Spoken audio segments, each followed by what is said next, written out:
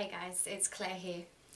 Thank you so much for tuning into this week's vlog. I have to admit I've been really enjoying having the time this year to do a weekly vlog, so fingers crossed I can make that last for the rest of the year.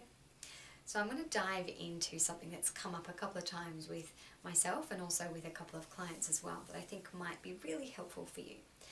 And if you're in a relationship in any way, so a love relationship or a tight friendship or siblings, we all have them, right? Then this is going to benefit you. Now, this relationship question is around how do I make peace with my beliefs that are directly against or in contrast to my partner or my relationship and their belief.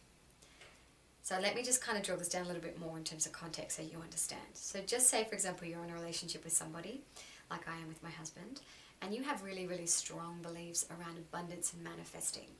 And your belief system is that it's a glass half full kind of life and it will all work out.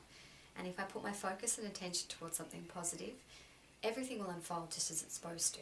And I don't need to be afraid. And even if it doesn't turn out perfectly, it'll be right. It'll be perfect just for me. Versus, say, somebody that you're in a relationship with who maybe believes the exact opposite, who believes it's a glass half empty kind of life, and that you kind of have to work really hard to get what you want, and you have to protect what you have so you don't lose it, and that if you don't play your cards right, everything will come crumbling down. So right now, as you're listening to this, I'm pretty sure you're thinking of at least one person in your life that has an opposite viewpoint to what you do. And maybe that person is someone that's really, really close to you. Now, I have to admit from my own personal experience, my husband is very different to me. You know, he's into football, I'm into yoga. He doesn't meditate to save his life. I can't go a day without meditating. But you know what they say about opposites attract, right? But interestingly so, he is quite spiritual in his own way, but at the same time has a very, very masculine viewpoint of the world. You know, he is not necessarily a glass half empty kind of guy, but he is very much a realist. You know, he sees life in a little bit more black and white than I do. You know, he believes money is limited and you've got to work for it, and you've got to protect it, you've got to look after it. Whereas I kind of don't buy into that. I sort of see money as a little bit more of an energetic sort of concept. And it doesn't mean that I'm sort of flitting around spending lots of cash, but I kind of don't really pay attention to my money as much. I just know it's in the bank account, and if I need something, I buy it, and I just trust. I just trust that it's all going to be okay. And it wasn't always like that, just so you know. I've done a lot of work in my financial realm, quite a lot of work. So it's been an interesting journey for me to balance out how I feel versus what he believes and what he feels. And there's a huge element of respect there. So what I want to say here is the first thing you need to do when you're dealing with a relationship with someone who has opposite beliefs to you is to try and see where they're coming from. So to come back to my example, when I think about my husband, I think about the fact that programmed into him for centuries and centuries and centuries is this masculine energy, this collective masculine consciousness that is about protection and is about hunting and caring for his family and providing and supplying and making sure everything is in order and everything is sorted from that perspective. So when I tune in to that male collective consciousness, it's almost hard for me to have a negative perspective on his attitude. In fact, it just reminds me of how lucky I am that I have somebody that balances out my very feminine collective consciousness. You know, that's more about nurturing and moving inward and being gentle and being much lighter and more esoteric and spiritual. So that's the first thing that I would invite you to do is look at your relationship and that person and try to tap into what is their collective consciousness, what programming are they running from. Now, speaking of programming, the second thing I would advise you to do is maybe have a look at what's their upbringing. And from that upbringing, what are the programmed belief systems that have come from that? That doesn't mean it's okay that this person has X, Y, Z limiting belief. It doesn't mean that they shouldn't be growing and changing from that. But it's just important for you to understand where they're coming from and what's kind of been ingrained in them. Because as you probably know from your own journey, you have a whole set of belief systems, half of them limiting and some of them supporting, that are programmed in you before you can even remember being a child, before you can even remember running around in your nappy as a kid.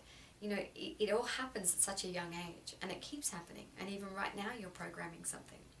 So it's also important to remember that element, you know, that collective consciousness, those past lives and that history, but also their upbringing, that person's life, that person's family, that person's belief system, and where that's all come from.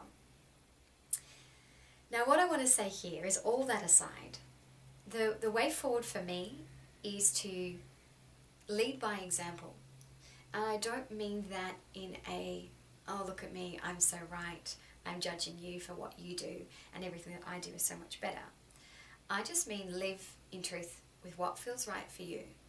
And if that person wants to and feels ready to come on board with your perspective, they will, simply by you just being you.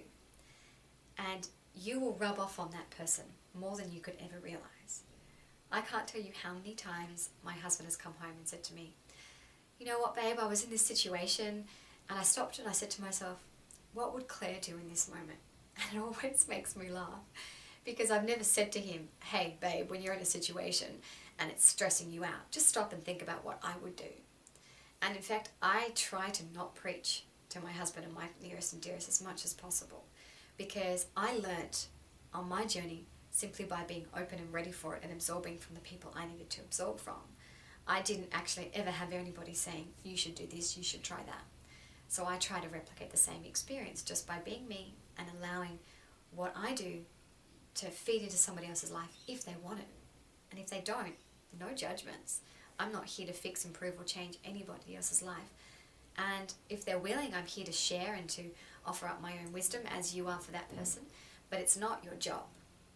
It's not your right to go and change that person unless they want to. Now, the other thing that I want to add in here is that you will get so much out of that person and their opposite perspective that you can't even put a value on that. I can't tell you how many times my husband has completely grounded me and has brought to life something that I was feeling that I wasn't quite willing to admit, because it didn't sort of fit into my, you know, spiritual, soulful kind of perspective. So, you know, his more realistic perspective or cynical kind of attitude is needed, because remember, we are a spiritual being in a human existence, having a human story, living on this earth. So you can't put any value on what that person's other belief system could bring into your life. It's so important. And again, it kind of comes back to this balancing of energies that we continuously have in every moment of our life. You know, yin and yang, black and white, up and down. So I just wanted to share that with you, that maybe the perspective that you have that's different to somebody in your life that you're very close to and you're in a relationship with is great and perfect and just as it is, and it's not your job to change them, and it's not necessary to try and get that person to come on board with your perspective. Now, there's one other thing I want to leave you with here, and that is, in every situation, every moment, every interaction, you always need to ask yourself, what's the reflection for me here? In particular, when you're charged and you're having a strong reaction to something, or when somebody's saying something in contrast to your belief system and you don't like it, and it's making you feel something icky, the question is, what's a reflection from me? What's being mirrored back to me? What am I supposed to learn about myself in this moment?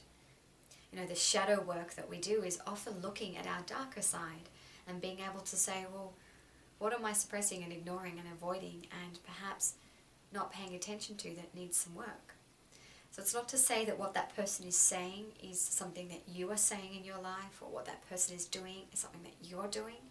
And it's not always so clear-cut as that, but it could just be that maybe when you have a reaction to somebody and their belief system, that there's something that you're supposed to explore for yourself. And it could be that you're in judgment.